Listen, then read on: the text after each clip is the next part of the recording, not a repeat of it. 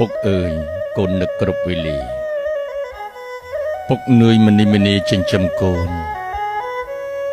ឃើញពុករាល់ថ្ងៃឥឡូវសូមជួបតែបងប្អូនកូនខ្លោចផ្សា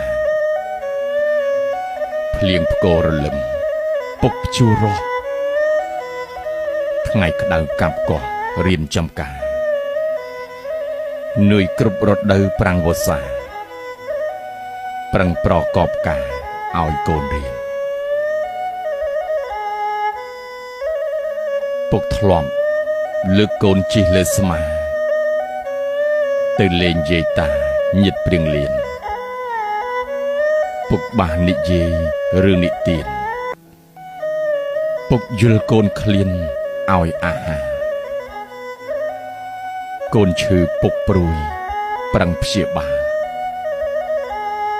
កក់ក្ដៅនៅកាលវ័យកុមារពុកអប់រំកូនឲ្យឧស្សាហ៍ពុកប្រោះមេត្តា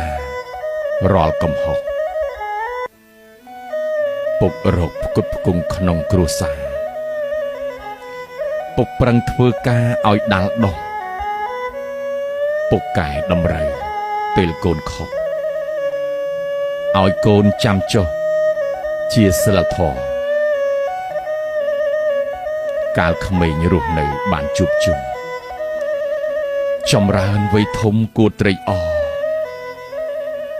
ស្រាប់តែបាត់អ្នកមានគុណល្អមមីបន្តនឹកឃើញពុក